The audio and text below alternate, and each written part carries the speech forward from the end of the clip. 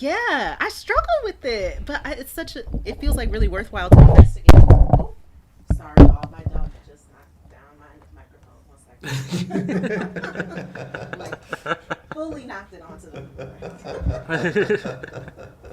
floor. Meet your new host. Meet your new co-host. Come on. Look at that BIPOC dog. Latte is black. Thank you very much.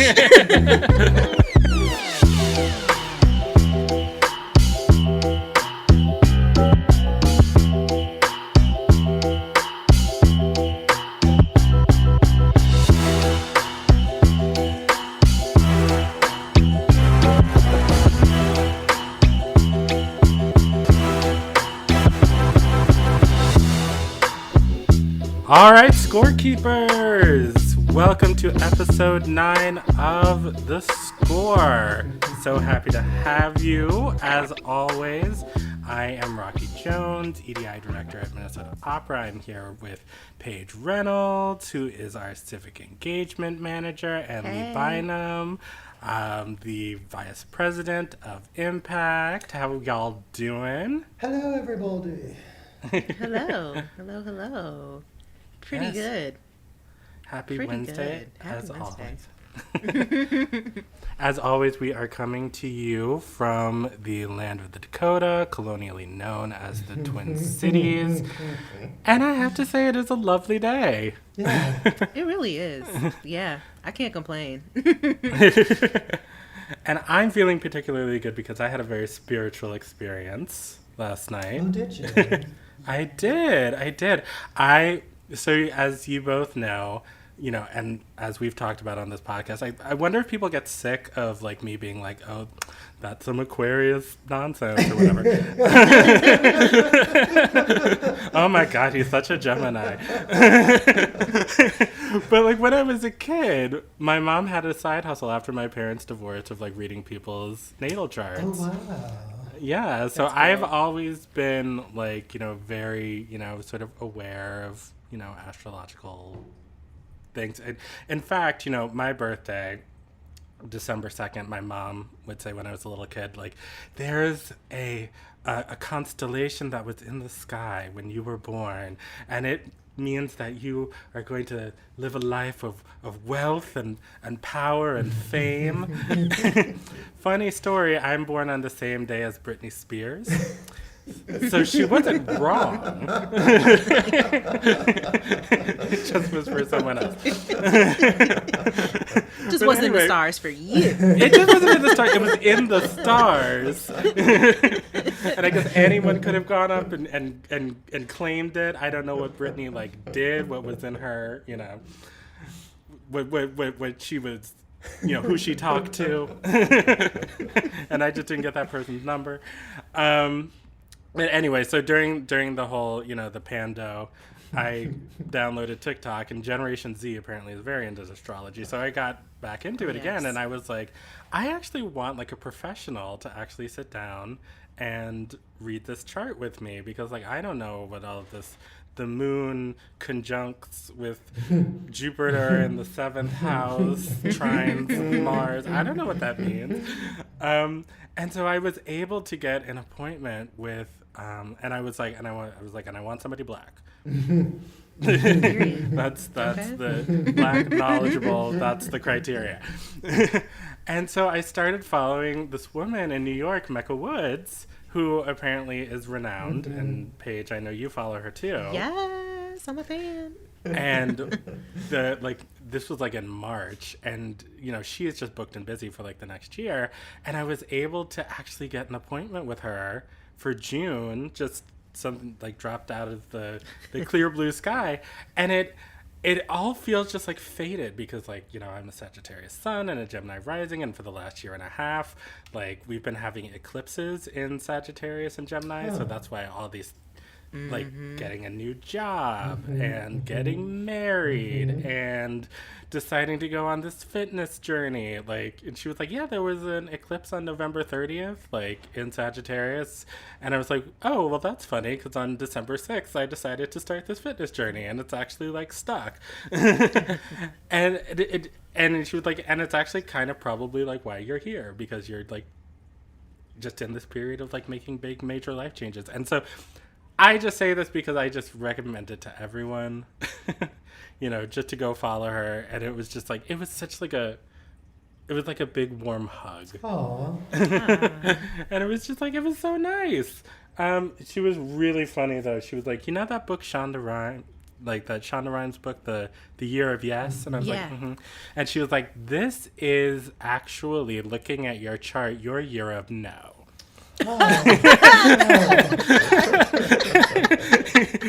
Because what you've been doing is you're just like looking at all the things in your life that you don't want, and you're just saying no. And I was like, I actually have been doing that. And she's like, keep going, do it, just keep doing it and relax about it. I'm a Virgo Mars, so you know, relaxing is not my forte, she actually said. Like, she was like, just relax. I know I'm saying that to a Virgo Mars, so it's not your forte, but just relax. It was just a fun experience, so I recommend it to everyone. But I'm just feeling good today. I'm feeling like I'm on a good path. Yay! First of all, congrats on even getting on her books. And how's it feel to be God's favorite? It must feel great. I'm, blessed and highly favored. I don't know what else I can say. That woman stays booked. But I feel like with like readings like that, even if you feel like so much better after, even if you don't understand everything like right away, I've had like a birth chart reading and something didn't click till months later, that you feel so much better afterwards. It's like, that makes it worth it. You feel clearer. And I said that to her too. I was like, this was so worth it. Cause like, I mean, y'all, it was not cheap. But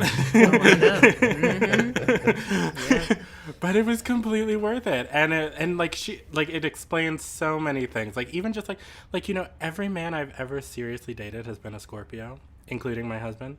And she was like, yeah, because your Jupiter is in Scorpio in the 5th house.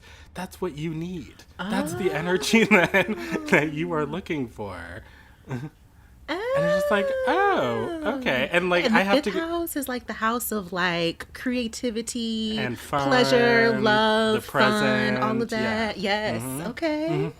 And she's like, that's what you need, because like you've just got a lot of like, you know, I mean, I've got tons of like Sagittarius in the 6th house going on, but like I also have like my Capricorn Venus and my Virgo Mars, which are both like, I'm very serious.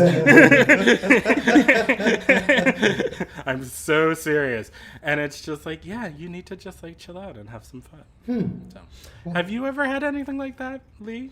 Readings? Yes, quite a few actually, and I'm curious if Miss Woods mentioned Paige or me, or she was mostly just focused on you. I mean, I could go back and ask. I have her email.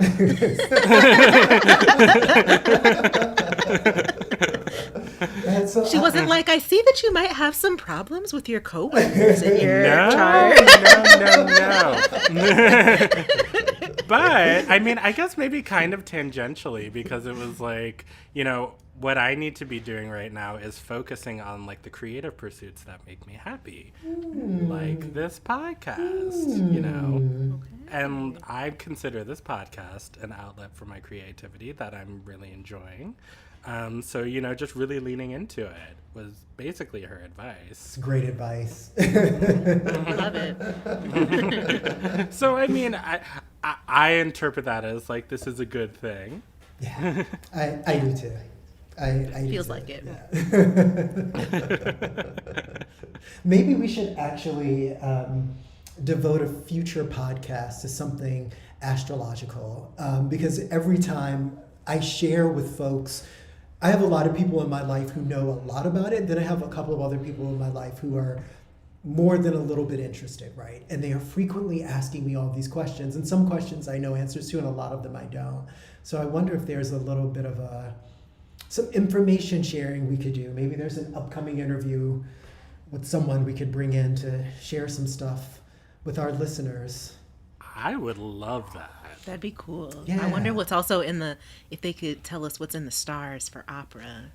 What was going on in the stars when opera was formed? Where is it now? Could they look at a chart for the Minnesota Opera? Could you look at our chart? I bet they could. I mean, we know when we were founded. Yeah. They absolutely could. And I'd be curious if, anybody back then knew that this year we'd be putting the work of a Black man on the main stage. Like, is that a thing that was in the stars? Because it's certainly,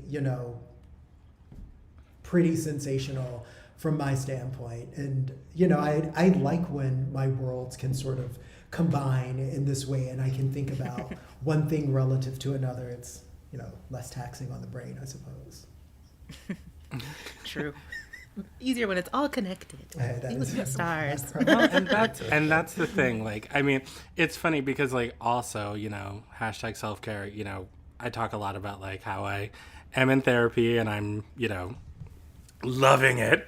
But I'll talk to him occasionally and I'll be like, yeah, I don't know if you're into horoscopes or astrology or whatever, and he's like, I'm not, but I'm into what it means for you. Good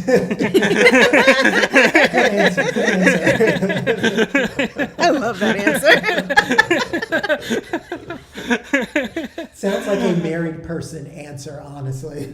Yeah, no, and he is married and has been for quite some time. So it's I like that. That's very diplomatic. I love it. But it is just I love the way those two worlds intersect. And so having astrology intersect with our work life, our artistic life, our company, the work that we're doing around EDI. Hell, why not? Yeah, absolutely. Every little bit of information I feel helps. And if it's the universe and I guess geometry. I was surprised by how much geometry is involved. Yeah. Actually, you have to know some things about degrees and angles and some mathematical calculations. Yeah. Which is things that I did not study as a theater major. I was about to say. No, it stopped right around trigonometry for me. But it does tie nicely into that card reading scene in Carmen, so this is all, this actually is connected, however tangentially.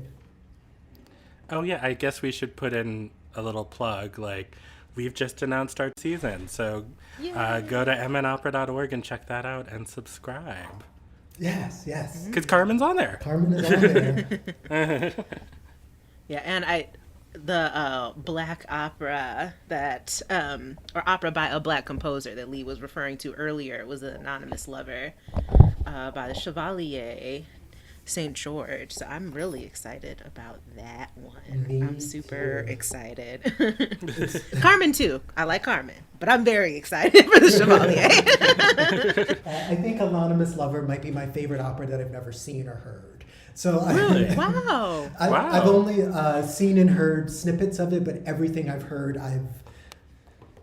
it was something that I feel I wish that I had studied this in college, because I think I would have gotten a lot out of the counterpoint and the balance with some of the other pieces that I spent quite a bit of time with in college. So I am super excited to see what it all looks like on its legs. Yeah, I'm super excited about it. I have not heard any of the music from it, but just the idea that, the sort of the quote unquote Black Mozart, and we're finally, getting to showcase his music. It's super exciting and super dope, and I hope it is just the first of many. Amen. Too. Of many BIPOC composers that we have on our stage. About that word. What's that? Did you like what did you like what I did there? I see what you did there. I caught it. So that elegant segue brings us to, a topic that we had talked about on an earlier episode, but we had a big old technical snafu. And so we weren't able to include that conversation in an earlier episode, but we wanted to revisit it because it keeps coming up again and again. And that is around the term BIPOC, and how, I don't know what's the word I'm looking for? Cumbersome? Perhaps to say the that least. term can be Clunky. It's not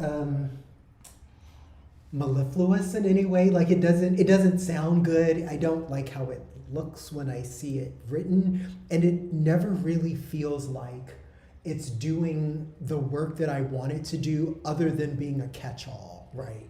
Like it working on the EDI side, I frequently find myself in a situation where I need to have a series of terms that I can go to that cover a number of groups that are not white, marginalized, underrepresented, etc., right? And I tend to go for people of color. I feel like its historical framing is one that I'm a little bit more familiar with, and I feel like I have a little bit more fluency with exactly what it signifies to broad groups of people. And that's just because I am a person who loves words, and I, have followed the use of the term from its original usage in the 19th century through more recent iterations. And I was thinking about this when I was listening to the podcast where, Paige, you were talking about the Combahee River Collective and thinking about contemporaneously the use of the term women of color, which dates back also to the late 70s. And that's the spirit in which I use people of color, even if I don't actively identify as a person of color. I am a Black person, in case you didn't know. And that's the term that I'm the most comfortable with. But I just don't like BIPOC. Like, I don't like it. I politically, I feel like it's off, right? I don't like the weird separating out of histories. And I would feel comfortable in a different way maybe with IPOC if we were saying indigenous and people of color, in the sense that indigeneity is can be described as a characteristic of people who are not racialized in the same way. But even that, like, my preference always is just to list the groups that I'm talking about, seeing people, naming them, saying what it is. You can't always do that in a paragraph for work, but that is my preference. But boy, do I not like the word. Well, I think for those, if you're listening to this podcast, you probably know what BIPOC stands for. But in case you don't, in case it's your first episode, we're talking about the term BIPOC, BIPOC, Black, Indigenous, People of Color, sometimes Black, Indigenous, and People of Color, sometimes Black, Indigenous, and other people of color. And this conversation really got started between the three of us because of an article that Lee shared with us in Newsweek that came out in April by Christopher McDonald Dennis, who is the Chief Diversity Officer at Massachusetts College of Liberal Arts, and Andrea Plaid, who's an author whose work on race, gender, sex, and sexuality has appeared in places like Vogue.com and In These Times, On These Issues, and Rewire. And basically, they argue that, the acronym is very well-intentioned, and it's designed to extract and emphasize the particular histories and experiences of Black people and the many indigenous nations here in the United States.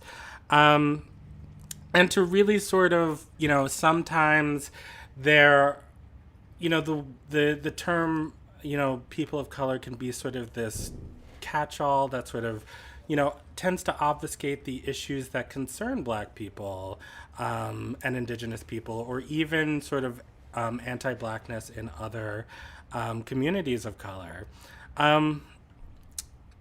But yeah, I I tend to agree with you, Lee, because it just, it, as, I think they reference the Audre Lorde quote in this article about, there's no hierarchy of oppression. And that really sort of is the thing that resonates with me about it, because it just, especially in 2021, of course,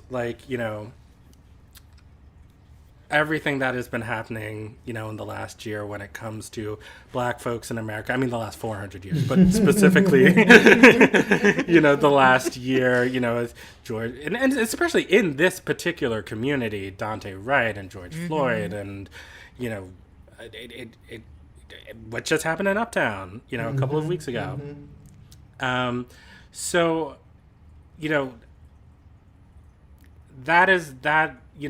it's important to spotlight. It's also just as important to shine a light on everything that's happening in indigenous communities, the way that these oil and gas companies are just continuing to drive pipelines through sacred lands, all of the social, medical, economic upheaval that is just continually happening on, native territories and reservations across the country. But also what makes me kind of skeevy is, just like in 2021, just everything that's happening with our Latinx siblings, especially down at the southern border. The steep, rise of violence, incidents against, the AAPI community here in the United States.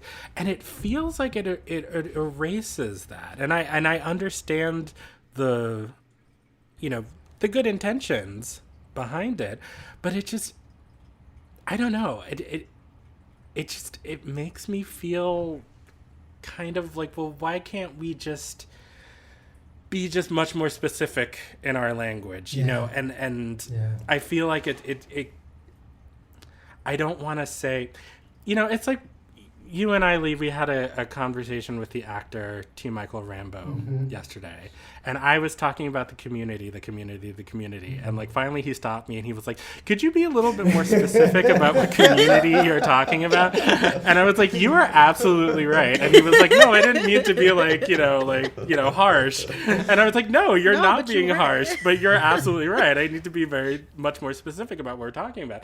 And BIPOC strikes me the same way. It's like, let's just be specific about what we're talking about. We're talking about Black people, let's talk about Black people. We're talking about, Latinx people, let's talk about Latinx people. And just name these groups, because I think when we do that, we just sort of give the issues much more visibility and much more power. And we're empowering people to actually get their hands dirty and help and act. So I don't know. I mean, what do you think, Paige? I think, everything that both of y'all just said. There's so many, the first time we talked about this, I said this, but I'll say it again because this still happens. When I see BIPOC, I think bisexual people of color. It's just what my brain does. That is the very first time I saw it. That's what I thought. I was like, that is so specific. Still. Okay.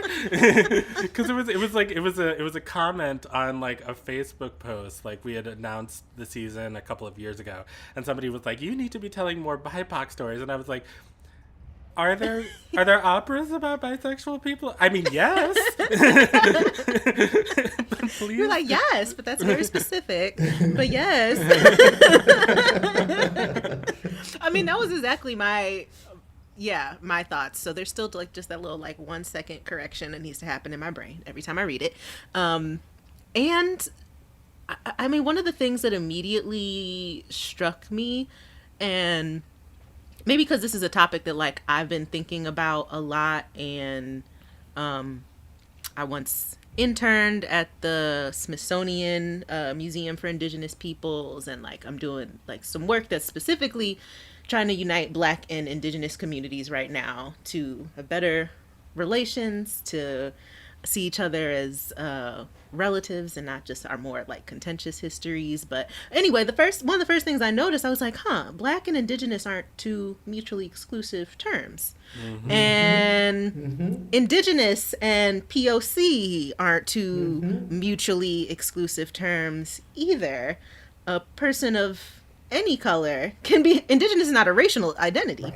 Right. So that was interesting. That part is still interesting to me. And there's probably a whole other conversation there about Indigenous peoples and being more specific than just Indigenous or Native when you can be. But yeah, I think a thing that I don't know what irks me more, if it's just the original what the term attempts to do, or then how I also see it being used.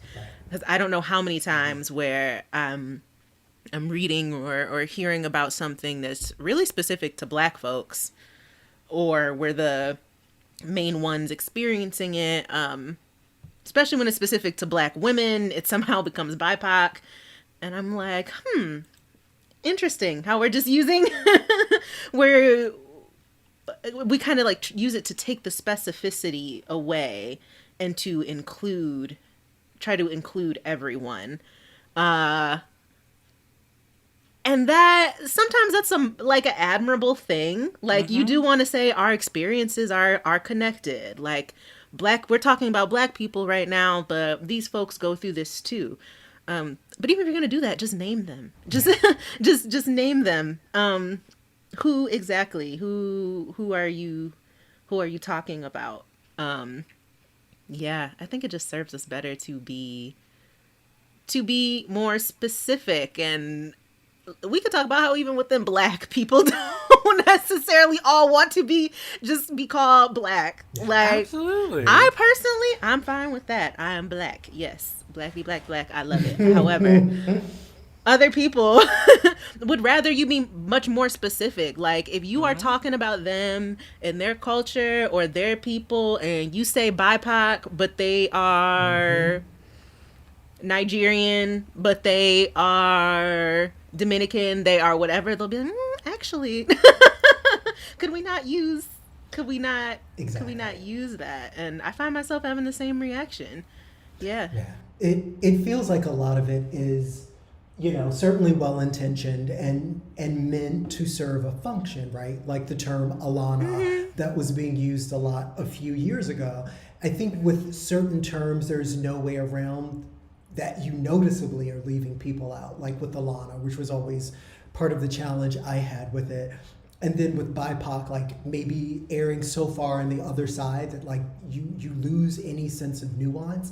And yet, as a person who for a living writes about people who have a certain set of experiences because we're not white, I also know that we need a word there, right? It just needs to be one that we've sort of, I don't know, wrestled with some of the political dynamics of it. And I don't know if either of you knows who Angelo Falcone is. He's a scholar who actually taught at Columbia for a while, and I believe he's now deceased, unfortunately.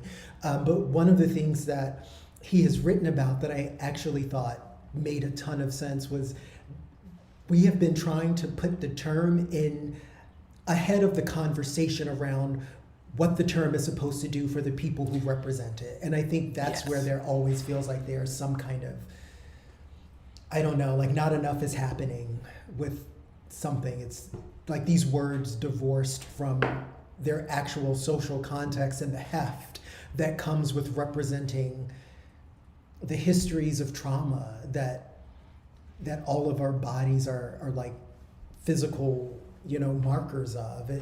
I think there's just a little bit more. You can't just toss out an acronym without the everything else coming along with it, I feel like. So can you remind me, Lee, what did Alana stand for? Yes. Was it? So I can tell you what was in there. I may not be able to get the A's in the right order, but I know that there was Asian American, there was an N and an A that was intended as Native American, I believe. One of the A's was Arab, I think. and one was African as an African American. I do remember the L was for Latinx. But even in that configuration, it still felt like we're not all in here, we're just not all in here. And, I used to feel the weight of that a lot when we were saying, like, because I'm older than y'all, like, just lesbian, gay, and bisexual. And I felt like, well, there are a whole lot of other people who are not just fellow travelers, but like really meant to be included in some of the movement work and some of the organizing work, and we don't have the language right now. And then the acronym kept getting longer and longer and longer, and then people finally were just like, you know what, we're all just queer people, or something else of the like, and we were able to kind of move in a direction, but that came with a lot of discussion, and a lot of collectives and a lot of groups were doing a lot of very hard work associated with reclaiming that word and defining what it meant. And I remember those arguments. I remember being in college and hearing graduate students and professors of what at the time was women's studies, but we call it gender studies now or something of the like, right? And talking that through, and also doing the work at the time of talking about the difference between women's studies and gender studies, or the difference between Black studies and African American or Africana studies. Like, actively being a student when these conversations were happening lets me know that there's power in the conversation, that leaves people feeling on the other side more empowered to talk about their identity in a way that is native to them, and that feels good, and you feel like you have at your fingertips the lexicon that you need to say, this is who I am today, and I appreciate that tomorrow I may need different words because I'm a whole person and I'm changing and all of these things, right? And I think with BIPOC, no shade to, whoever came up with the term. I know why you did. I feel it, right? But I think it came without the same kind of conversation around who's included, who's left out. And I don't know, I feel imposed upon when somebody says that I'm BIPOC because I didn't get a vote. And I just don't agree with the political framing of it, just like at a very basic level. And I use it begrudgingly in documents for work at times because I get that this communicates something to the field that is important at the moment. But personally, when Lee Bynum goes home, which is also work right now, which is kind of weird too, but when Lee Bynum goes home, like, Damien and I aren't being like, we're a BIPOC household. No. No. So I don't know. I guess this is clearly a conversation in progress, right? And we are all locating ourselves differently. And I think to your earlier point, Rocky, the events of the last year, a lot of groups are probably going to be in a different place on their own sort of political action spectrum in terms of how they want to be seen and how they want that to be described. And I look forward to more work being done around the right set of terms to talk about ourselves. Yeah, I think, first, I am just going to go ahead and assert that no single individual should ever be referred to as BIPOC. Look at that BIPOC man walking down the street. I like that BIPOC man's shirt. BIPOC hair, BIPOC cuisine.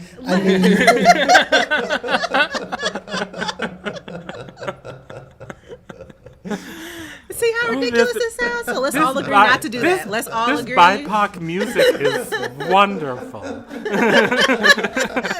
I am just enjoying myself. I wanted to shake my little BIPOC booty. I mean, that is what it sounds like, though. Like, so let's be more specific. And also, I feel like some of where people get tripped up is not really thinking through whether like what they're writing or talking about or whatever is about race or ethnicity or nationality. And that one just really be kicking people's butts when you're thinking about trying to articulate something. So I feel like a lot of the time we could get more clear when like, okay, are we talking about like a common experience of anti-Blackness? Because if so, then you talking about, like, you may be talking about Black people specifically, or you're talking about people who maybe don't identify as Black, or we wouldn't identify as Black, but who are in a darker hue within their racial group, you know? So, and when we're talking about ethnicity, those are ethnic groups. Those are totally different things. You could be ethnically African, but you appear something else. So if we could just like break that down sometimes, I feel like we would get caught up a little less, and we could be more specific about who we're talking about. Or there have been many times where I've seen somebody writing about something that seems to unite people along a line of class, especially. Like maybe a combination of like class and race, and it gets kind of just distilled down to BIPOC, and where it's like, well, hold on, because if you're including like Black middle class folks or upper class folks, and it doesn't apply anymore. It falls apart. So if we can like really think that through, I think we end up in a better place.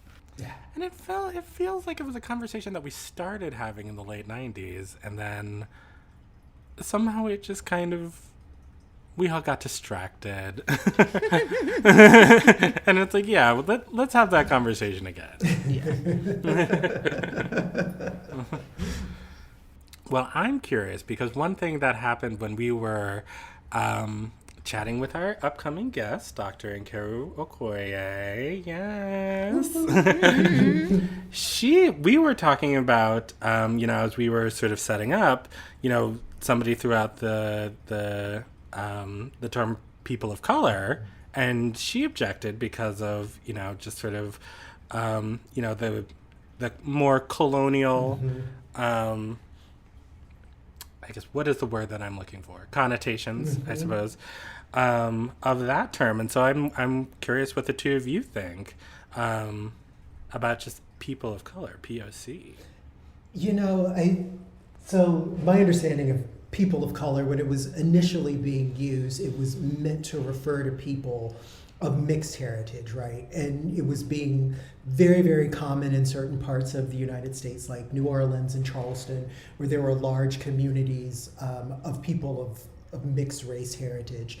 And it was used a lot in those contexts, and then continued to be used well into the early 20th century by lots of people who were meaning to capture large diverse groups of Black people, right? So you can see it in the terms of writers Black writers a lot from that era, talking about various groups of people, especially like in Harlem, where you were having a mix of people from the Northeast, people coming up from the South in the Great Migration, and then a lot of immigrants from the Caribbean, and using people of color there as a term of art meant to refer to any kind of Black person, which I guess in that moment we were spending much more time thinking in terms of a binary. Either you were white or you were Black, even, with some levels of nuance. Some of the things I've read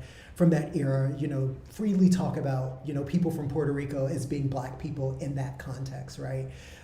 So, I try not to get too caught on the historical piece, because it just changes. Our understandings of it change as we go. And right now, I guess I have a hard time understanding when I need to be able to use a word for shorthand, a better one, right? Underrepresented works a lot in some contexts, but there are other contexts where we're not really underrepresented. We're just not white. I'm not interested in saying not white. I find it condescending fundamentally. Sometimes I've seen minoritized, not minority, but minoritized. Right, and that works and it doesn't. When you think about, if you are under the age of 18 right now and you are Black, Latinx, Asian, Indigenous, you are not a minority, right? So that's also something like, we only have like 10, 12 more years of being able to use that word. So, I've been interested in finding something that feels better. Because I definitely get that there's historical weight for a lot of people with person of color. And, you know, I've had this conversation with older family members who hear person of color and just hear color. And that is, you know, clearly off-putting to older family members I have who were, you know, spending time in the South, you know, in the early 60s and 50s, what have you. And it's like older LGBT folks, LGBTQIA plus, excuse me, who hear the word queer and have the same reaction. Right, absolutely. And, you know, I think it's a moment where language is letting us down. And we just don't have all the words that we use yet. But what do you feel about it, Paige? Woo. Complicated, all of that. I mean, honestly, when Dr. Okoye said that, I was like, right, yes. And this is what I'm constantly coming up against. I mean, in terms of race, in terms of gender, also, I am increasingly like seeing gender as like not really being able to be defined by any English or colonial term. And it's kind of the same the same thing. I don't know. I totally like resonated with what she said. And there's the part of my mind that's also like, well, we're in a completely different reality. Colonialism has happened.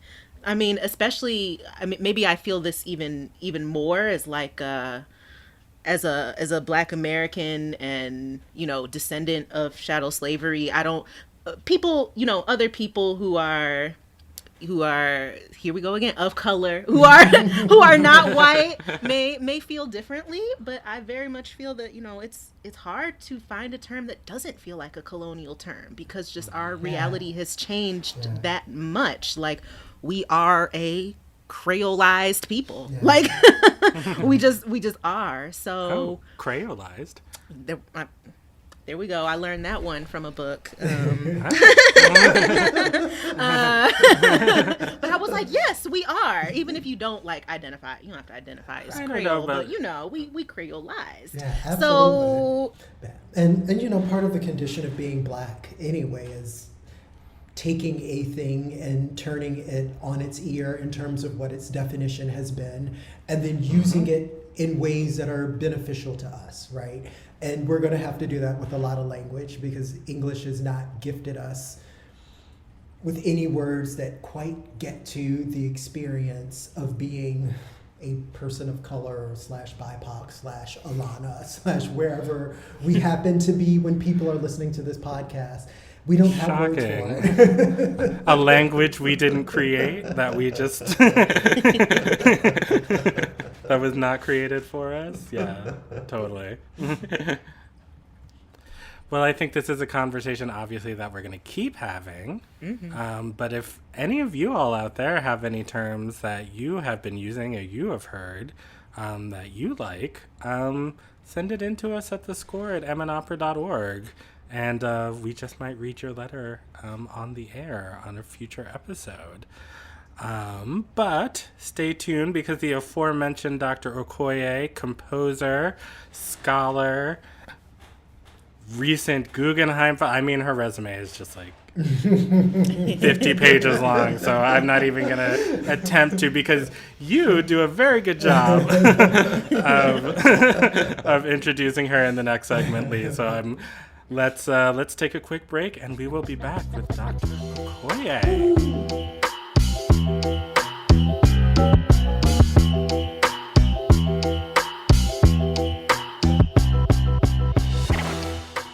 Okay, everyone, and we are back with our guest. It is my absolute pleasure to introduce to you one of my favorite composers and a dear friend, Dr. Nkeiru Okoye.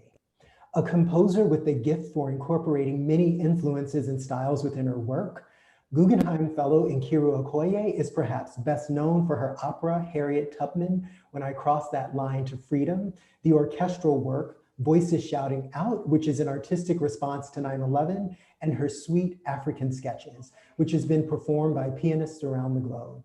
Dr. Okoye is profiled in the Music of Black Composers coloring book and Routledge's textbook, African American Music and Introduction. She is the inaugural recipient of the International Florence Prize Award for Composition. A recent New York Times article mentioned Okoye's work would make a fitting grand opening for an opera company's post-pandemic relaunch. Hint, hint.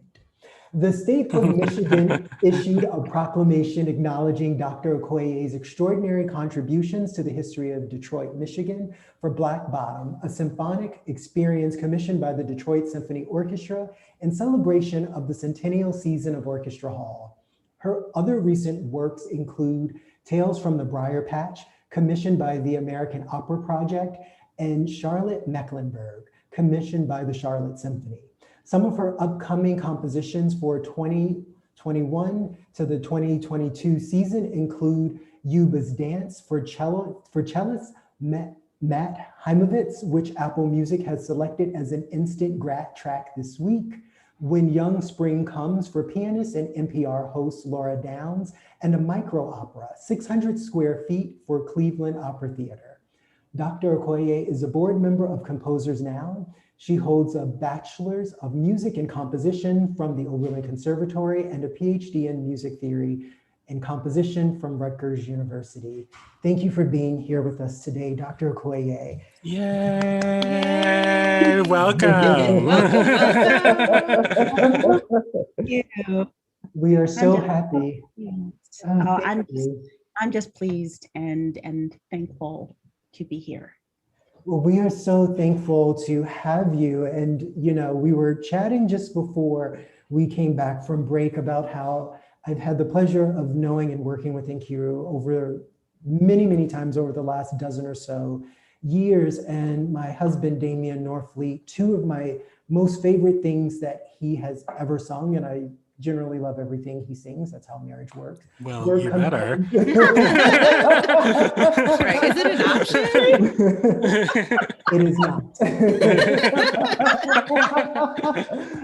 But Nkeiru has composed two of those pieces, one for the aforementioned Harriet Tubman opera and the other Invitation to a Die-In, an extraordinary piece of music around the violence that is done to Black bodies by the state, in this instance, the police. But hopefully we'll have some time to talk about that a little bit later. I know Paige has a pressing question for you, so maybe we could start there. I'll turn it over to you, Paige.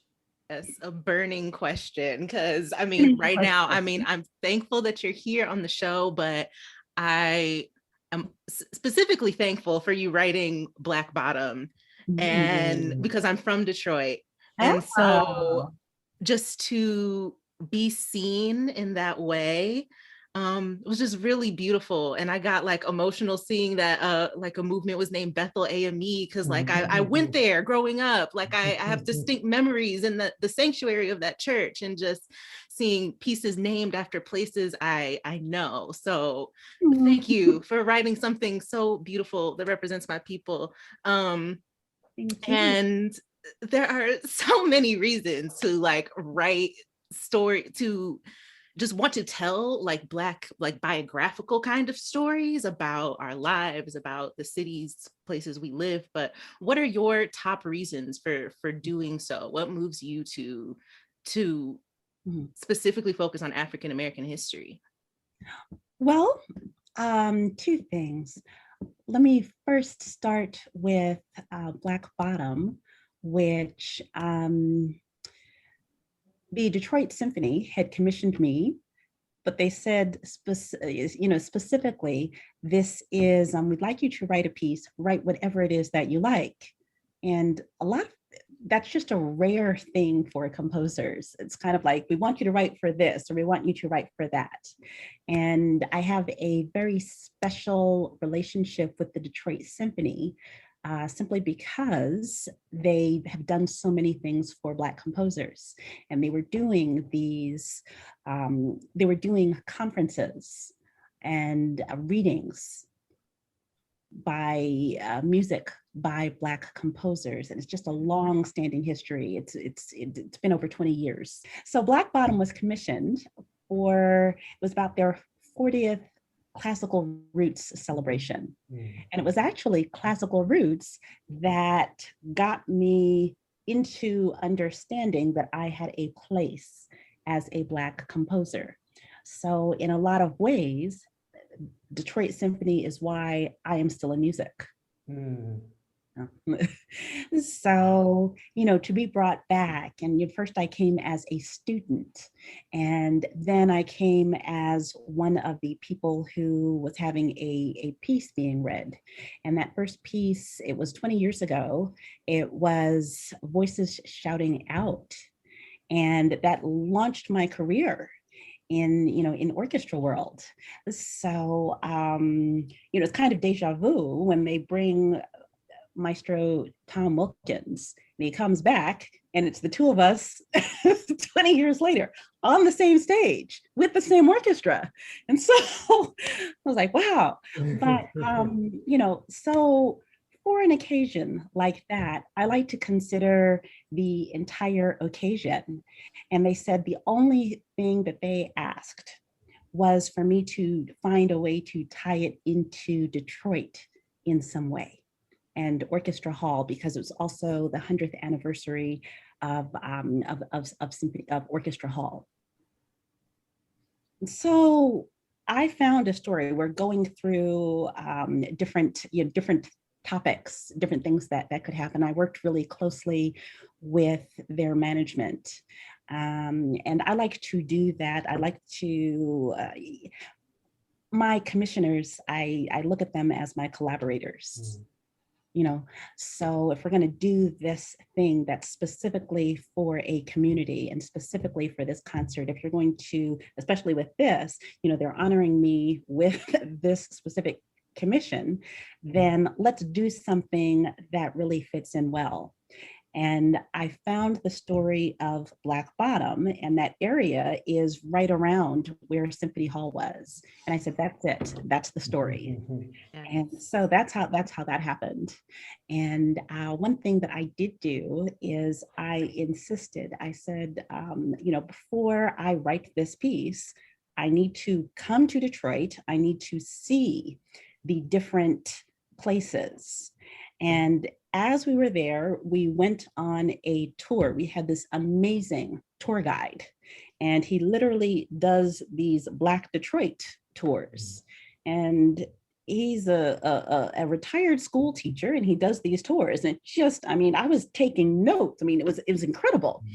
And this is like my college level course on Black Bottom. And so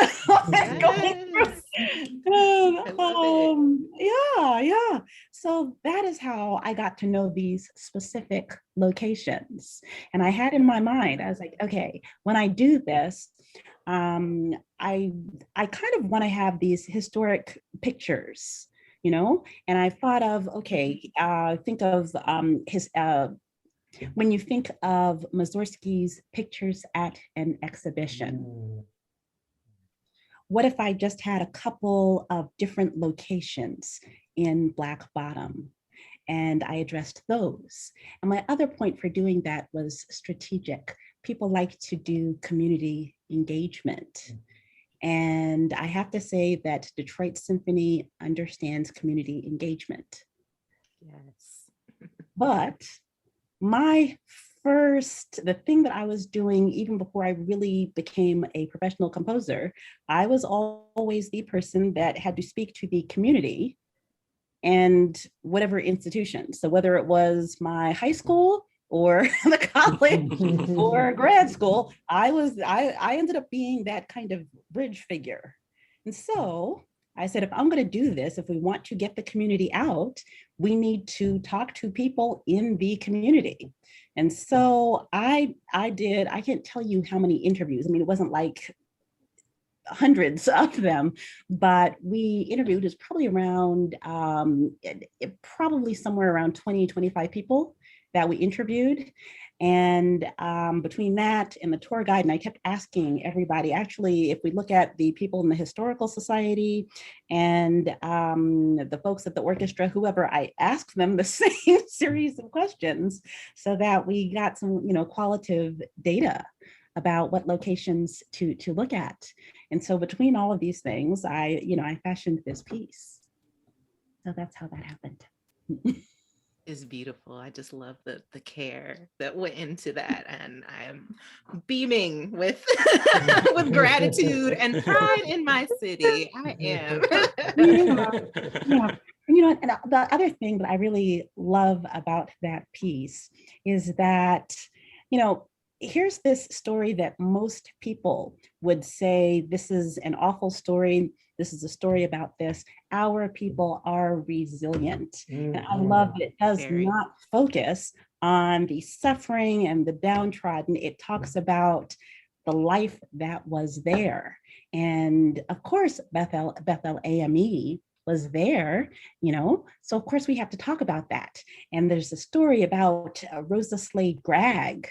Here's this woman who just, here's racism, here's redlining, and redlining is a discriminatory housing process, and which sadly still happens today, but it's not an official policy anyway. Rosa Slade Gragg had a lot of money. She's married. I think she's married to a doctor or something. I don't remember. But so Rosa Slade Gragg is privileged. And so when the people said, she wants to build this house, and they were like, racism, and she said, oh, you know what? Yeah. I'm just not listening to this message, that the message is that you think I'm inferior, yet your message is wrong. I'm not wrong. Your message is wrong. I love this story.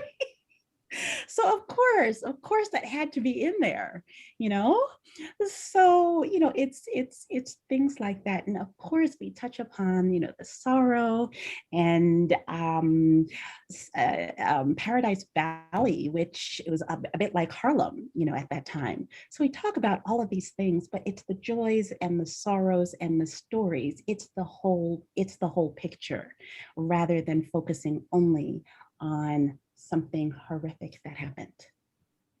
Yeah.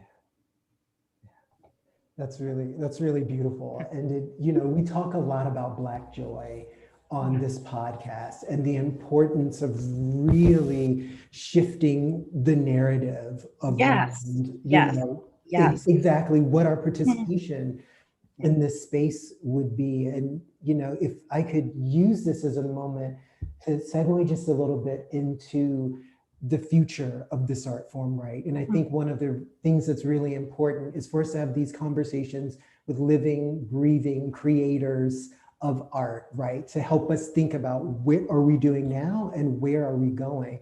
So if I could ask, what changes would you like to see in opera or classical music more broadly, specifically as it relates to Black people? The country right now is making specific amends to African Americans. And I'll even just say African American citizens, And so suddenly everyone is making these statements. We're standing in solidarity. We're doing this. My question is, how can we do this, but while we're still looking at us as a people through this colonial mindset? And so if there's one thing that I would change, it's first seeing the colonial mindset and then addressing the colonial mindset and understanding that there is a colonial mindset.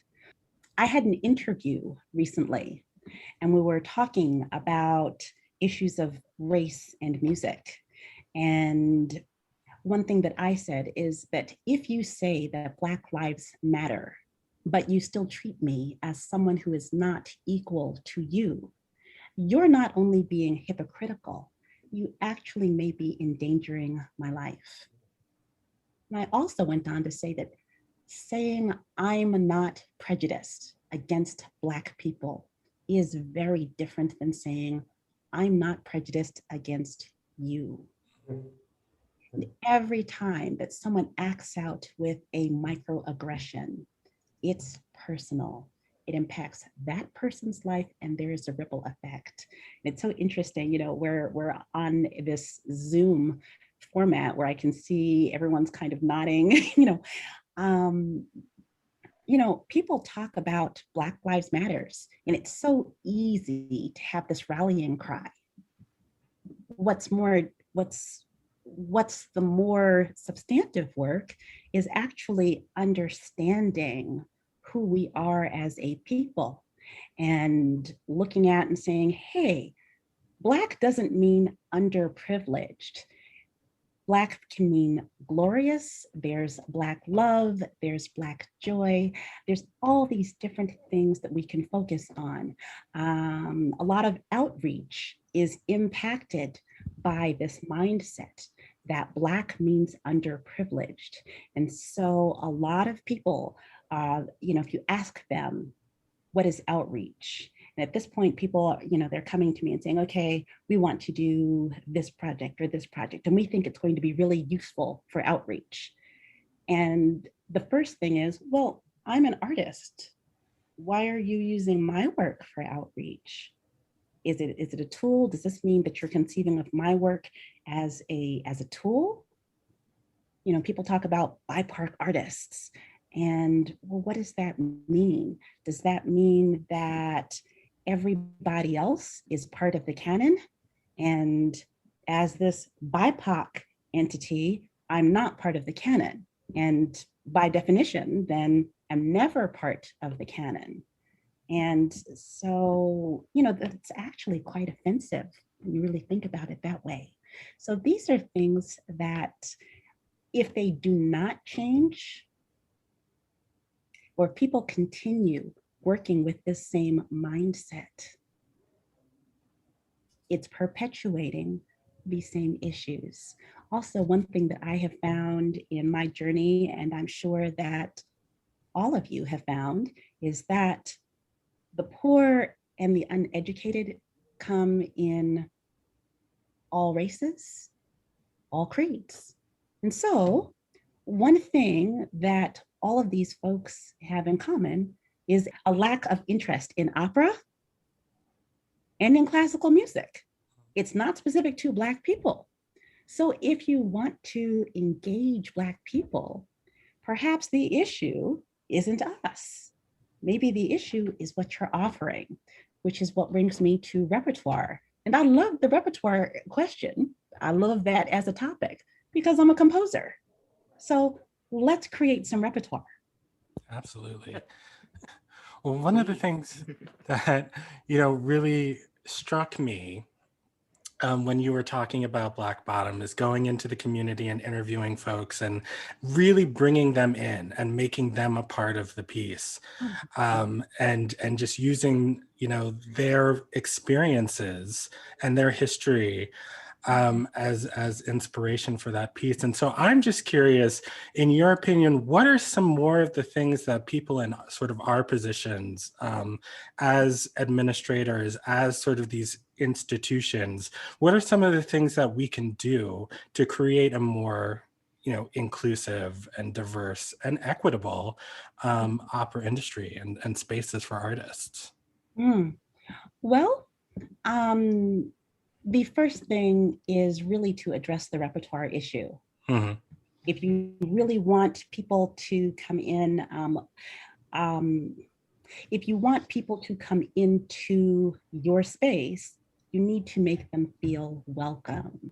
It's so important to make people feel welcome, and as arts administrators, you all can do your part, and the community has to do their part, and it's the community, the white community, the Black community, the Asian community, all of that, the Latinx community, they all have to do their part. But as arts administrators, I think the first thing that you're doing, and I love that you're doing this series, you're talking about these issues. And I think that's the first thing. It's a wonderful first step.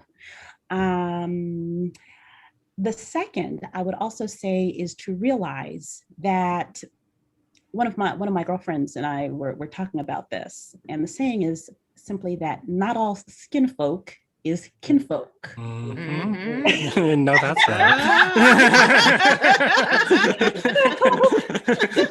Say it again for the people in the back.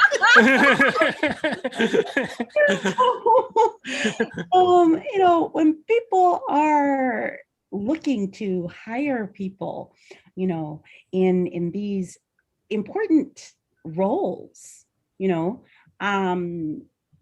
it's as if, okay, now that I've done this, we've accomplished, we've accomplished our diversity goals. So, well, what if that's a skin folk who's not a kinfolk? Have you addressed it? Why is it only one person? How are you screening these folks? I think that, as opera companies, as arts organizations are looking to broaden, to diversify, to do whatever, I think that a discussion has to be had. What is your view about being an African American? And just asking that question says a lot, and I think also that there has to be training in terms of what are good responses to that question. So I think that's a really, really important thing, because if you have only one person who looks at DEI, and a lot of times you get that now you also, there was the community engagement person, and now we have more people who are doing that. But if you're a community engagement person, if that is your opening point to the community, and that person doesn't understand that they are kinfolk, you have a problem. And the ideas about repertoire and other issues that come in, other sociological issues that people aren't necessarily looking for, because it's this perception, it's the colonial mindset. We're white people, we're diverse. Black people, they're the minority, so obviously there's only one right way to look at it. There's only one perspective, and recognizing that, wait a minute, there are so many differing perspectives. There's so many different paths. Why not find someone who has something that is similar to yours? Find someone who speaks as you do, someone who has your education, and then has that community mindset. Go for that first. And looking at it from that perspective, I think that these are some key things that can happen. Now, in terms of repertoire, because I believe that you all are in this right space, when we look at repertoire, a lot of people say, oh, okay, let's attract Black people by showing there's an all Black cast to whatever it is, opera. Say it's Kosi Van Tutti, and so let's do it that way. Or let's have an all Black cast of La Boheme, and that's just going to get all the Black people in. Really? Really? To me, that just fixes it, right? What I find more and more, and what I'm actually seeing on your faces, people respond to stories that include them. So if you have stories that don't include them, and that is all of what your repertoire is, you'd be amazed at how incredibly uninteresting opera becomes, And so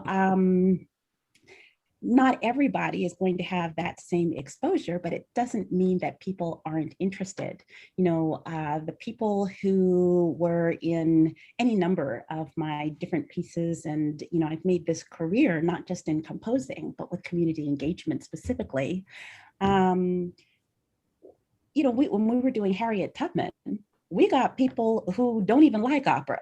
Now, those are, now you have to think about this. It's an opera. It's about Harriet Tubman. Mm-hmm. So it's written by a Black woman.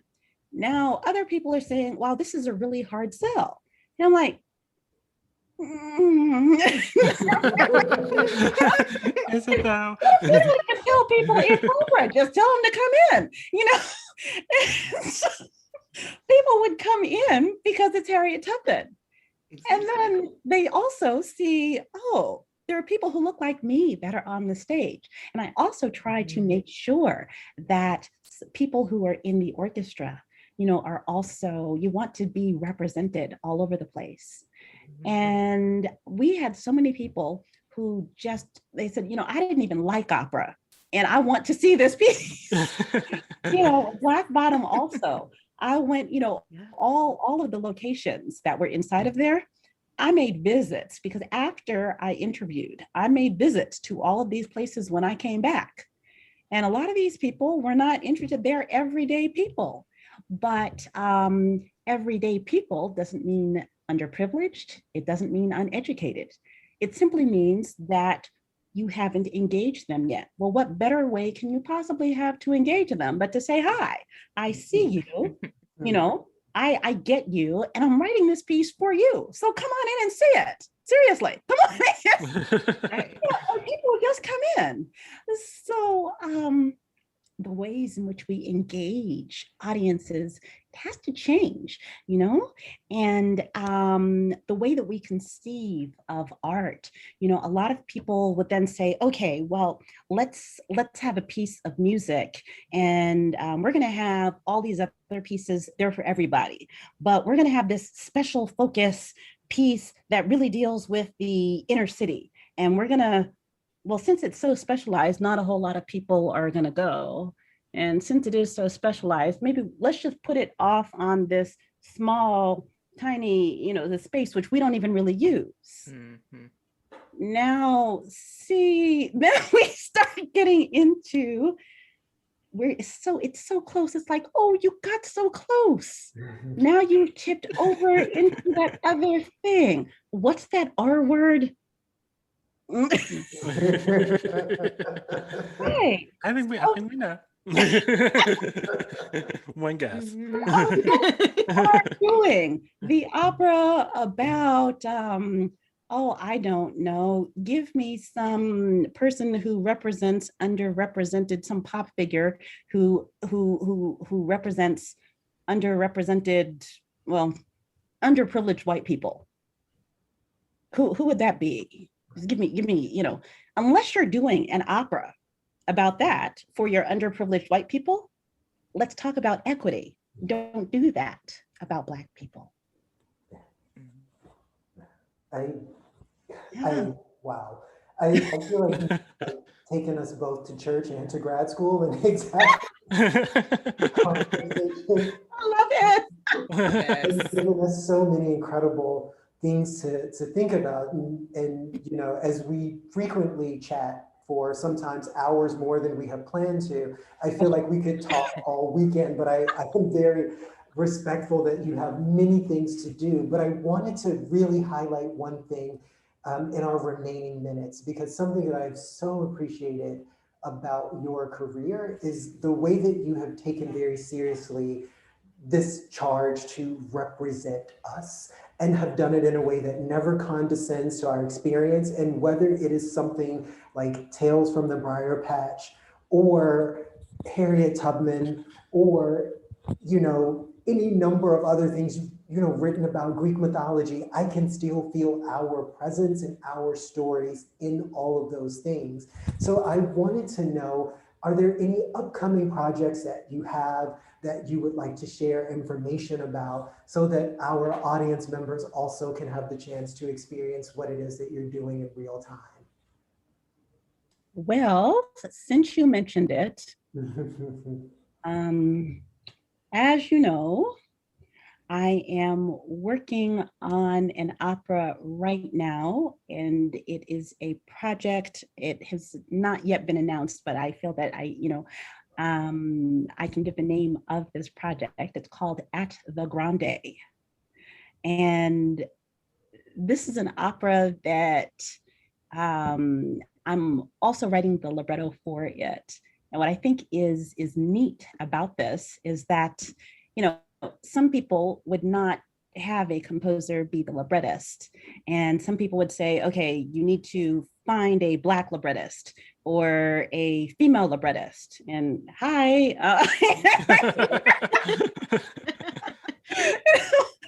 But and the understanding that a lot of companies are saying, okay, we can't find Black librettists, or we can't find, so let's find some poet. And well, a poet's not a librettist, and or someone who does other things. And what if they don't have any exposure to classical music? And then you have this libretto that's not there, and you can't do an opera without a libretto. So I went back and I was like, okay, I can write this libretto, but I need someone to work with me. And so I went to Lee Bonham. Oh, okay. Yes. Okay. Yes. And oh gosh, this is just such a fun story. And I'm just going to, let's see. So this is a corporate caper. And, in terms of looking at our people and changing the narrative on them, this one's about a Black beauty queen.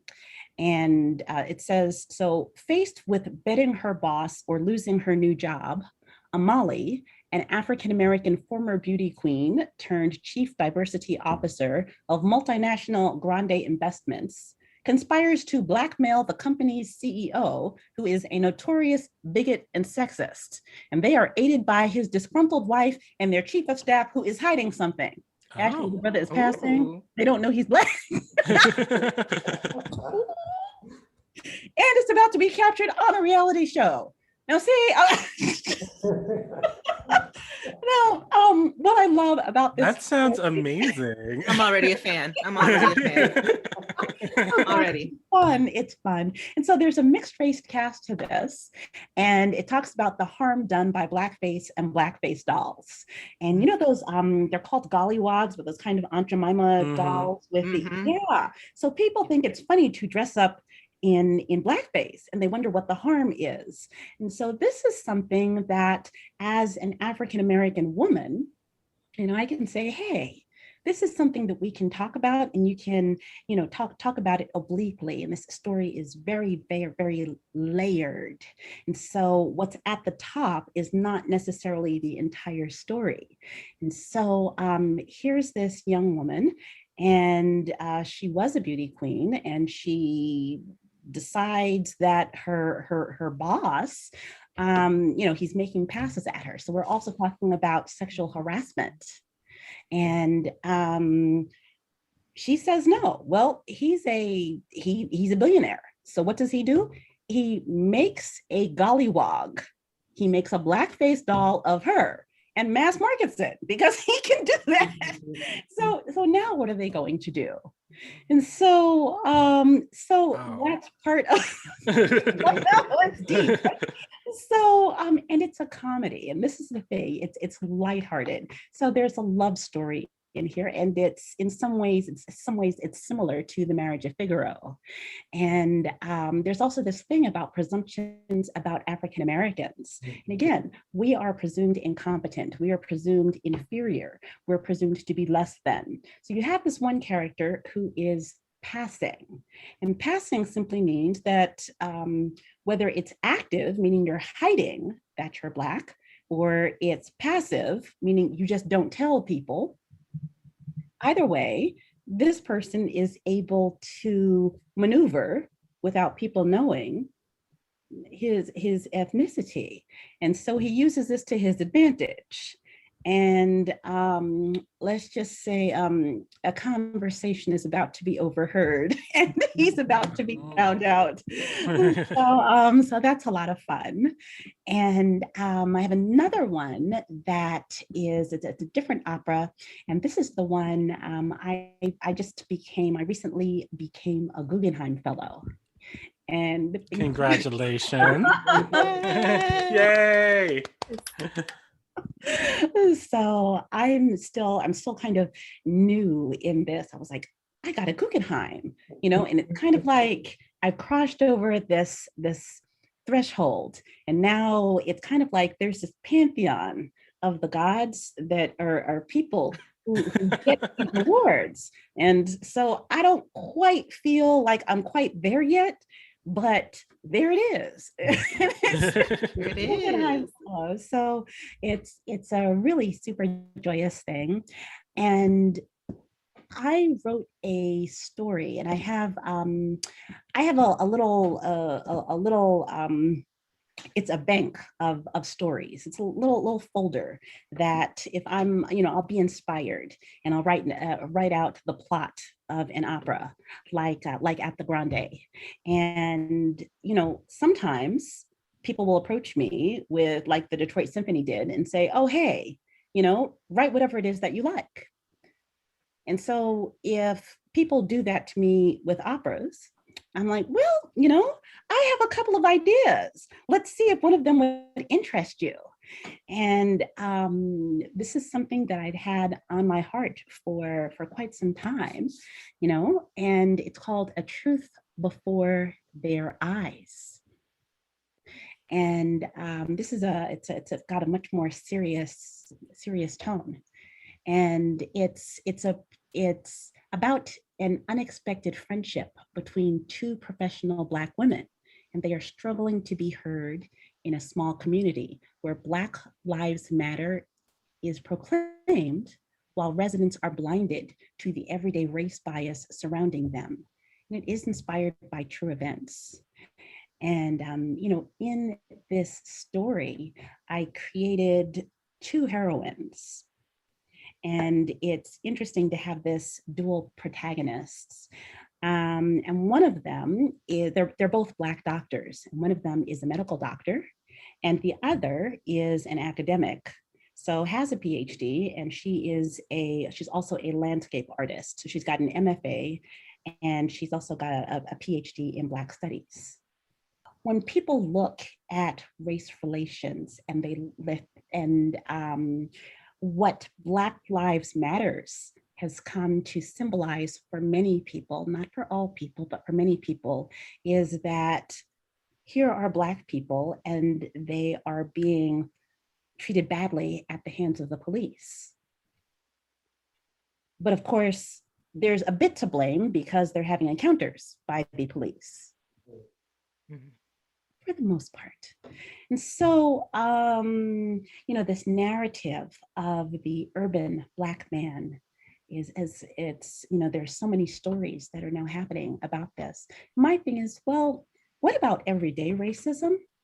And what about Black women? What about urban, not what about those of us who aren't quote unquote urban, because there's far more of us than people would think. And well, I would actually venture to say, and you all can agree or disagree, but we're far more likely to go to see the opera. So I wanted to address these issues, and this is another one of these, it's multi-layered stories. And so what happens here is that you have the one protagonist, her name is Ngozi, and she is locating to this close, non-diverse town. And it's never actually specified where it is. And she gets a job as a professor. And some months later, she gets these blinding headaches, and she goes to the ER, and they treat her very dismissively. The neurology staff just, well, she's a Black woman with headaches. So she just leaves. And then 3 weeks, a couple of, a couple of weeks later, she comes back. And this time she can't speak at all. And, she could say a few utterances. And so while they have her medical records there, the doctors mistake her symptoms for psychosis. Now, we say mistake. What about profile? They profiled her and they said, oh, okay, this is psychosis. So they lock her up in their mental health ward. And that's where she is. Same hospital. The other doctor, she's a neuropsychiatrist, and she is the department's only African-American doctor. And she's looking around and she's calling attention to, she says, there's a disproportionate amount of Black people in our mental health ward. Now, we're non-diverse. We shouldn't have all of these, the number of mentally ill Black people should be proportionate to our population. And yet, here's this thing. And so nobody ever wants to admit that there might possibly be a racism issue. So, the other people, her supervisor, the other folks in charge, who are looking at her as, she's there, but they discount what she says. She's a Black woman. We hired her, but she's a Black woman. And so it's about these microaggressions. And so what ends up happening is that the medical doctor realizes there's a report that comes in, and there's a social worker, and the social worker says, oh, no, you're completely wrong about this racism thing. In fact, I'm an expert on Black people, and you have these people who really believe that they're experts in Black people and underserved populations. And because her boyfriend is her boyfriend is Black, and so therefore she's become this expert. And so she says, you know what, there's this African-American woman in the psych ward right now, and she's painting these amazing landscapes, because we are an artistic people. So this is how this woman is expressing her despair. And now see Hope, who's our other doctor, who's she's being harassed by patients who want to see the real doctor and whatever. She's like, oh man, really? You don't see that this woman is a professional artist? And she remembers, wait a minute, I heard this article. And wasn't there this famous landscape artist who came to town and was teaching at the local university and had something at the Smithsonian? So yeah, so she rushes to this psych ward, and so the two of them bond. And so it's this statement about people who cannot see the truth before their eyes and how that impacts all of our lives. And in the end, Ngozi, who's had this, they get her out of the psych ward, but she's had a stroke, as it turns out. And she needs an operation, and she gets that operation. And people are marching for another Black man who's died at the hands of police. It's extraordinary. Thank you for giving us those two previews. I'm so personally very, very excited about both of those pieces and their capacity to tell stories about Black people that are not being told, not only not in the opera, but period, right? Absolutely. Yeah. Because I can tell you, especially like the spotlight on medical racism, I can speak personally. The scariest incident of just overt racist behavior in my entire life that I feel like I've ever experienced was one night when I had to go to the emergency room. And to have my life in folks' hands who just didn't see me and didn't hear me. Yeah. And it happens to us every day. Yes, it does. all over the country in so many ways. And so, ooh, when you were telling the story, I just got like chills a little bit. So, Yes. so Both of thank them. you. Thank you for telling that story. Yeah, and I didn't mean to go No, no. on detail, but it's compelling. Mm-hmm. And I think that people want to look at, again, they want to look at, okay, I'm an anti-racist. So therefore I understand. And the urban Black male story is it's comfortable for them. It's comfortable to see that racism has a capital R. And you have to protect the urban Black man against the police. But what about the other things that lead up to that? Mm-hmm. And I'd much rather talk about that so that there's no need to protect the urban Black man or any person against the police.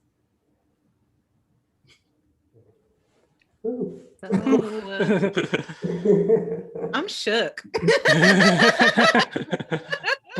I'm shook. Damn, I was already such a fan, and now I'm just like full on fangirling because yes, just yes. Thank you. Thank you so much for being here. When Paige and Rocky shared with me their really great idea for this podcast, you were literally the first person I thought of, and I immediately shared that with them. I sent them a list, and your name was at the top. So I'm so glad that we were able to have this kind of conversation, because I think it is important in terms of understanding where the medium is going and how all of us can show up differently. So thank you again for being here, Dr. Okoye. And we are— Thank you, Dr. Bynum. And we'll have to have you on again without Lee so we can get some real tea.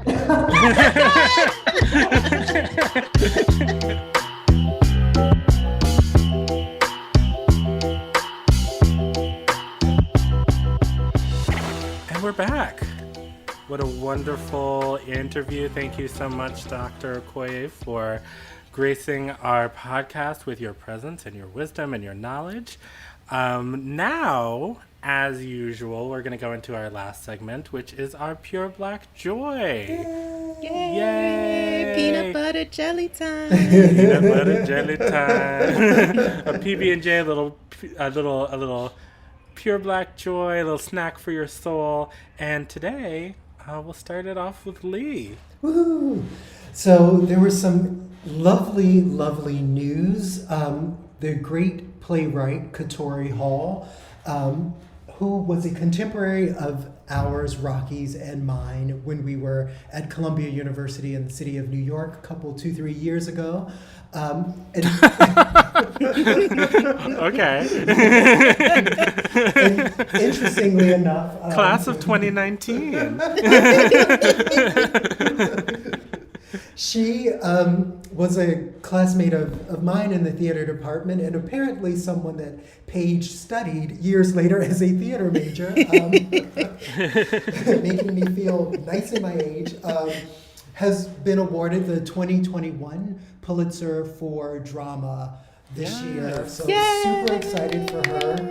She is also, for you history buffs, the first Black woman to win the Olivier, which is London's top prize for theater for a new play for Mountaintop, which I saw years ago on Broadway with the improbable cast of Samuel L. Jackson as Martin Luther King and the great Angela Bassett as a hotel maid / god. And it was an absolutely fantastic night of the theater. Super excited for Katori and encourage all of you to look up her work in the theater. She also has another play on Broadway right now. She wrote the libretto for the Tina Turner musical. She did. And I didn't know that. Yeah. She was nominated for a Tony for it. She sure was, and perhaps she'll win. I think the Tonys are at some unusual part of the year now. I think they're in September instead of June now.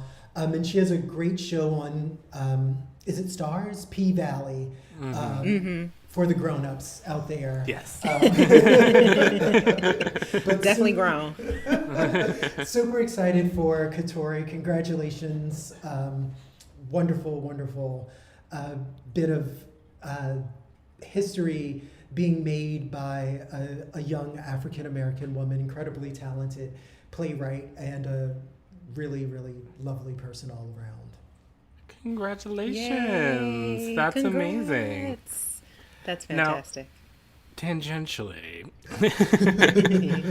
Lee, were we on the podcast or were we just like talking?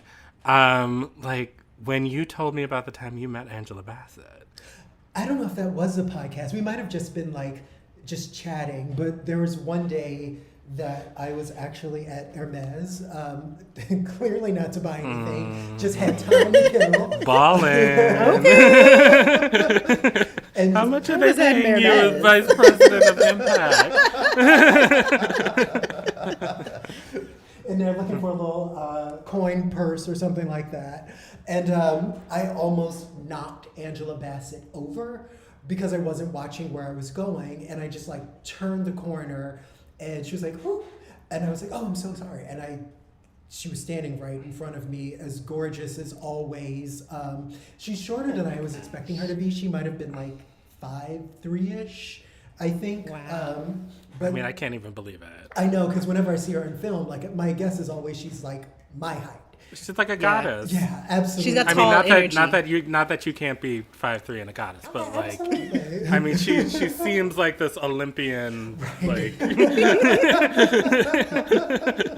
Very tall energy. She has very tall energy and also the most flawless complexion. Like the thing that is the thing is that she actually just looks like that. Like it's not fiction of the camera. She looked exactly like that. And as a person who Wow. went to school for African American studies and theater, the fact that that is what she studied as an undergrad has always been like, I feel like our spiritual connection. So the invitation stands, Angela. Please join us here on the podcast. And I really did mean it. I'm so sorry. I almost knocked you over. That was not my intention. I mean, she's like, you know, like a Beyonce. Like, I'm not even sure if she should come on the podcast because I'm just going to be like, I'm in the humble the whole time. No. She's the kind of person I'd also love to like speak to and like geek out about. She's just everything. Like people don't even acknowledge like the theater part enough, like the stage work. I want to have a whole interview just geeking out on that. Let's talk about to her and Samuel also about theater and their background. I would. But you know, as like a young gay black child, just what's love got to do with it when that movie came out? Yes. And I remember like doing Tina Turner, doing the spins during Proud Mary in my living room, and my mom and sister looking at me like,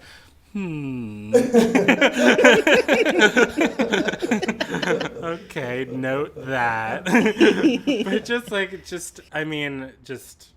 iconic. Can we just ask, though, for, I don't know, the Oscar or Tony or Emmy voters who are listening to the podcast, how is it that Angela Bassett has played Tina Turner, Betty Shabazz, Coretta Scott King, Rosa Parks, and y'all have seen fit to give her no awards? Like, What's going on? what's actually T'Challa's going on? mom. And T'Challa, I mean, thank you, the queen of Wakanda. Thank you. Like, I fully do not understand. I do not forgive you, and I have a problem with everybody until somebody right sides that ship. So Something's wrong. Something's Something seriously. Is there something that she did that we don't know about and Right. like y'all blacklisted her? I'm sure you're wrong if that's the case and it's I a don't mistake. think so, 'cause she was presenting at the Oscars this year, so it's shenanigans, right? She's invited to the shenanigans. party, but she doesn't win the prizes. I don't understand. That only makes it more ridiculous. Yeah, exactly. Well, when the score gives its awards, we will remember Miss That's a Bassett good for sure. idea for an episode. The Score Awards. Oh, yeah. Who has like the it. highest score? Oh, I like that. Oh, look at us. This is Well, you know, I mean, communications. It's what I do. I brand things. Well, I also wanted to shout out an incredible Black woman doing big things this week. I don't know if you all are familiar with India Walton of Buffalo, New York. I heard. Amazing. Can I just tell you about Miss India Walton? Mm-hmm. So this woman got pregnant when she was 14. She earned her GED while she was pregnant with twins, then went to nursing school. What? Got her license, became a registered nurse, joined the nursing union, became the representative from her nursing union, then became the director of a community land trust. She decided, you know what, after all of this like nonsense with this 4-term Byron Brown, I think his name is, 4-term incumbent mayor of Buffalo, pro-police, watching that elderly man get pushed down, get his head cracked open during the protests last summer, and said like, oh, this is fine. She said, you know what? No. We're not doing this anymore. Threw her hat in the ring, openly proud socialist, I love that. and won the Democratic primary last night. Beat this 4-term incumbent, this woman who beat all of the odds and just achieved, and shined and showed out for her community. And now, you know, obviously, like, there's still a general election, but, you know, Buffalo's pretty Democratic, so it looks like, you know, I don't feel uncomfortable calling her, you know, Mayor-elect Walton. Yes. But I just think it's so, and especially as somebody who, you know, grew up, you know, in DC with parents around politics, who looks at the system and keeps saying like, gosh, like if we could just have like sane people, you know, sort of toppling like these wealthy sociopaths who just continue to get elected, whoever is just the loudest and the meanest and the craziest, like somebody who is just like a nice, normal person who knows what it is to struggle in this country, who knows what it takes to achieve what it is that you believe in, and to take care of your community and to take care of your family and to take care of yourself. Like, I just hope that this serves as an inspiration to more of us to get out there, that like, even if like, you know, oh, they're gonna like run some smear campaign against you, or they're gonna like, you know, say that you're unqualified because you don't have this degree, or you don't have, you know, this qualification, or you don't have, you know, the money, that you just go out there and you can do it. And we need you. Yeah. We need you. Yeah. To save us all from just this insanity. So I just want to shout out India Walton because she's just an inspiration to me, and I just think that story is just so incredible. So, yay. Congratulations, Mayor. Congrats. That's amazing. It reminds me of there is a Black man running for governor of Arkansas also, whose campaign video I just watched, and it was excellent. I was just like, if this doesn't do it. and running I don't know what against y'all are on, but and running against Sarah Huckabee Sanders, no less. Oh, yeah. Yeah. Interesting. So, Yeah. wait, I'm going to leave it alone. I also had to shout him out because he's from where my mother's side of the family is from. Like, I was looking at the town names and stuff in his campaign video, and it's literally all the places my ancestors are from, the different counties, different cities, all in Arkansas. So I'm just like, we might be kinfolk. Yes, I'm definitely supporting you. Well, we will find out, you know, exactly what his name is and where to donate. Chris Jones. Chris Jones. Chris Jones. Oh, Chris another Jones. Jones. Okay. Hey, maybe My you're related cousin. too. My cousin. He's Chris also Jones. a nuclear engineer. Is he really? Yes. Oh, Part of wow. his Go video on. is all about like mending or bringing together his science background, but also faith, because I think he might be a minister or something too. And, using technology to create opportunities for everyone and into the future, but with a quality kind of message. I'm with it. Okay. Shout out to all Well, you Black people running go for off, office. Chris Jones. You are courageous. Dang. As a kid, we went to church for a while with Lawrence Douglas Wilder, who is the first Black person elected governor of any state. And it made a huge impact on me, like in third grade, meeting him, knowing who he was. And it changes how people see themselves and what they think of as possible. So I'm excited about Mr. Jones, about Mayor-elect Walton. It's an exciting time. Send a prayer up for my Wiley in New York City. Oh, yes. A prayer and 30, 40,000 votes. Yeah. And that. Say your prayers, light your candles, do what you gotta do. Well, and I think that's going to do it for this week. Thank you so much to our wonderful guest. Thank you so much to the two of you, as always. And thanks to all of you out there for listening.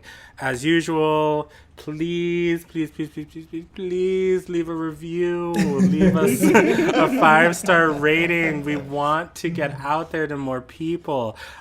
Share this with, any friends, family, folks that, love to hear, Black people talk mess. And we will, and like I said before, contact us at thescore@mnopera.org. And we want to hear from you. Questions, comments, concerns, just write in and let us know, and we might just read your letter out on the air. So I think that's about it. And we'll see you in 2 weeks. All right. Bye, y'all. Bye, everybody. Hey.